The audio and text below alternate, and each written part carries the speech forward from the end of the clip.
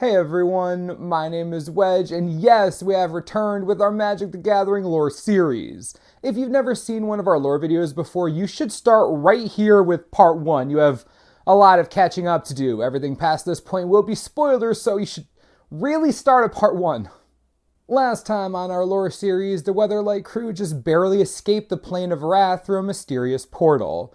Miri and Krovax were both killed, Stark was blinded, and Urtai failed to jump on the ship before it went through the portal. This means Urtai's trapped on Wrath with Grevin Ilvek and Volrath, who escaped Gerard while fighting in the Stronghold.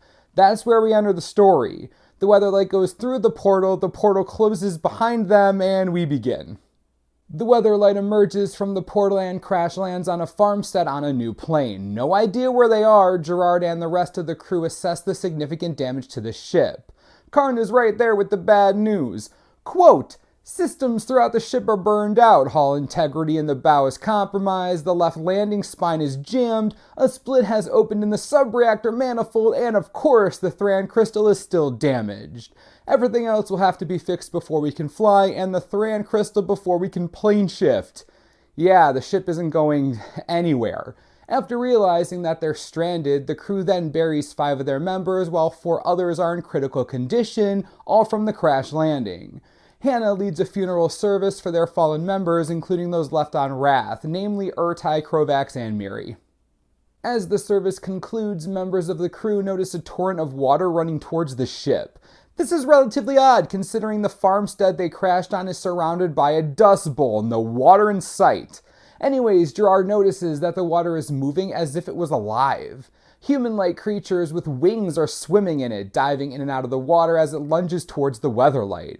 While Gerard, Hannah, and the rest of the crew are able to hold off a few of the warriors engaging them, the water quickly surrounds the Weatherlight and starts pulling it away from the farm.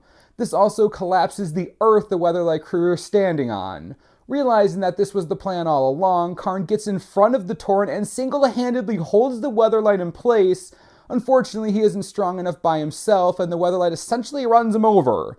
It proceeds to disappear as it flows down a seemingly man-made river. Right as it's about to disappear in the distance, Gerard and Hannah both notice that Orym the healer is still on board. Yes, it's a great start. Orym and the Weatherlight are taken to a thick forest far away from the crash site. There, Orym is treated relatively well along with one of her patients who has a significant arm injury. She was taken by the Cho Arim rebels and their leader Chomano. While they have trouble communicating, they learn each other's names. Cho Arim healers try to save Orym's patient but are forced to cut off his arm. He doesn't take this too well and ends up killing a handful of Cho Arim before he's executed. Orym makes friends with a young female healer named Ishada and avoids execution herself. We'll come back to Orym later, I hope. Gerard goes back to digging graves for those lost in the fight with the Cho Arim. Of course, it wouldn't be magic lore if there wasn't another problem presenting itself immediately after the first. In the distance, crew members see a force of about 200 soldiers riding 6-legged beasts towards them. They're coming from what looks like an upside-down triangle in the distance. Gravity, who needs it? Anyways, once again, Gerard and the remaining crew members prepare for battle. They're quickly surrounded as they are outnumbered 5-1. The leader of the troops comes forward and speaks a language Gerard can't understand. Stark's daughter Takara, however, notices that their language is very similar to one of the languages spoken on Wrath among the Phyrexians. Well, ain't that interesting? Takara translates between Gerard and the captain of the troops, who apparently come from a city called Mercadia. The captain informs Gerard that he and his crew are under arrest. Gerard asks what for. Word for word, this is how the rest of that conversation goes. Takara translates the following from the leader of the troops. Quote, the charges include but are not limited to invasion, illegal migration, arms smuggling, trafficking with the enemies of Mercadia, and refusal to speak High Mercadian. Gerard decides he isn't too pleased about this and responds saying, better damned well add resist and arrest, attack. Oh, Gerard, you scamp. A fight ensues between the two forces, and while the Weatherlight crew is more skilled, there are just too many enemies to overcome. Not wanting to see anyone else in his crew die, Gerard surrenders and they're all taken prisoner.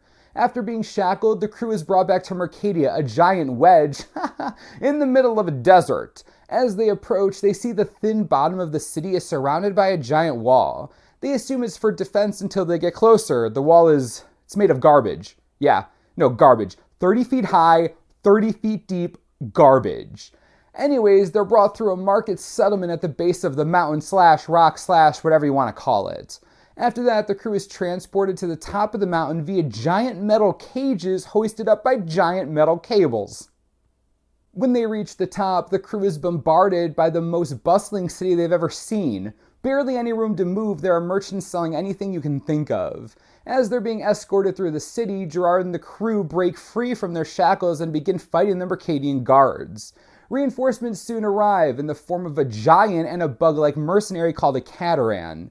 Karn distracts the giant by dancing with him. Look, Karn's a pacifist and refuses to fight, so Gerard told him to grab the giant and dance with him.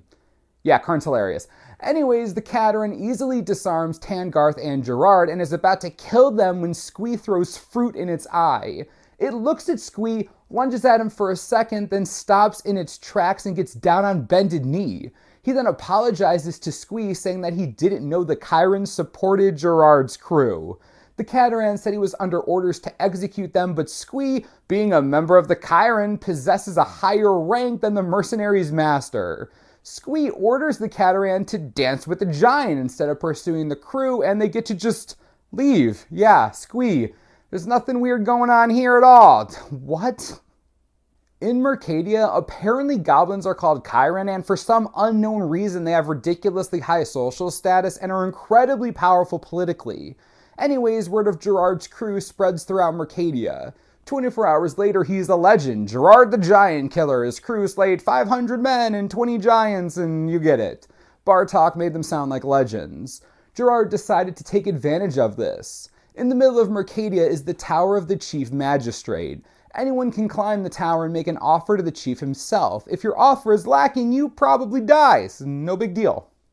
Right, so Gerard and Takara climb the tower and meet with the chief. He and Takara enter the room to find the chief sitting in the middle of a round room surrounded by nobles playing with weird toys that look like animals. Turns out these toys are actually a feat of engineering, and their power source? Power stones. Yup, just like the Thran crystal on the ship. So Gerard proposes this deal to the chief. He will train Mercadia's troops, he will teach them how to train others, he will make them as legendary as he is because, he's a giant killer. In exchange, Gerard wants citizenship for his entire crew on Mercadia. He also wants some of the trained troops to come with him to get his ship back from the Cho'arim rebels in the Rushwood. If he gets the ship, he then wants Mercadia's help in repairing it and collecting power stones to fuel it. Lastly, Gerard wants 1,000 gold pieces, which is a lot, to go to the family whose farm was basically decimated by their crash landing. Even though Gerard asks for a ton, the chief accepts it. Remember, he is a legendary giant killer. Also, Takara's pretty sure the chief is lying anyways, but, we'll see. Back to Orym and the Cho'arim. A month has passed and she's been completely immersed in the Cho'arim culture. She has learned a lot of their language and no longer requires guards, as escaping isn't really possible in the middle of an endless forest, especially if you have no idea what the rest of the forest looks like. With her is the Weatherlight. The thing is, the Cho'arim don't actually believe it's a ship. They think it's a god. Let me explain. Quote, "To those folks, Weatherlight was not a ship, it was an oracle. Even down here among the trees, they had glimpsed Weatherlight's cometary arrival across the sky and had believed the airship to be their god Ramos. An old myth told of Ramos falling from the heavens and breaking into pieces, soul, mind, and body. All the evils of Mercadia arose from his broken being. A prophecy told that Ramos would return, and if soul, mind, and body were reunited, he would unite the world and drive the evil away. To these folks, Weatherlight was not a warship, but something altogether more valuable. It was a holy relic, the soul of a god."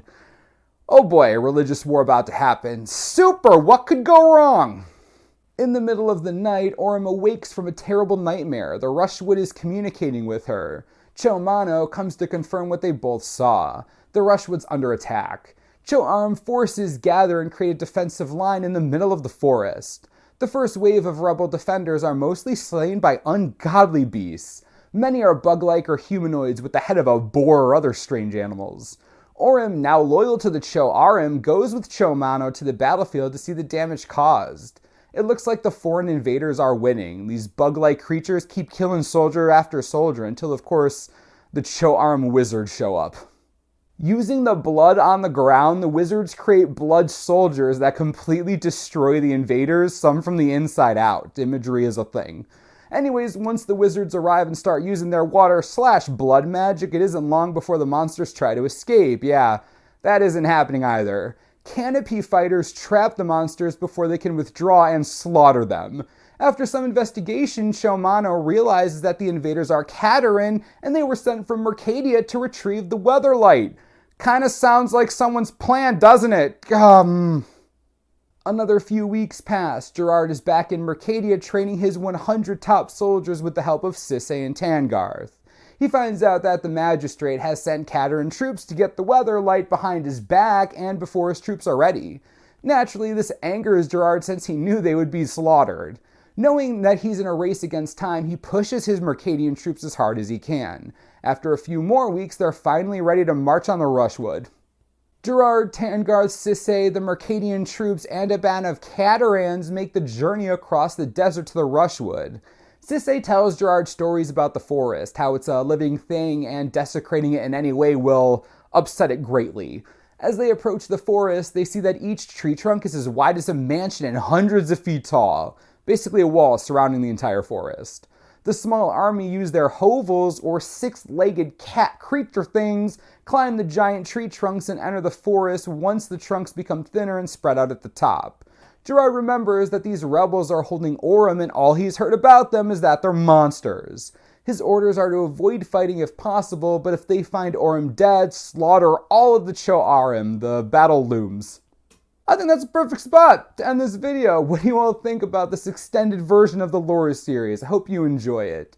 This is part 1 of 4, so be sure to tune in next Sunday for part 2 of Mercadian Masques. I wonder what's gonna happen. As always, subscribe for the latest and most reliable Magic the Gathering information you could ever need. This is the Mana Source. I'm Wedge. Thanks for watching. We'll see you next time.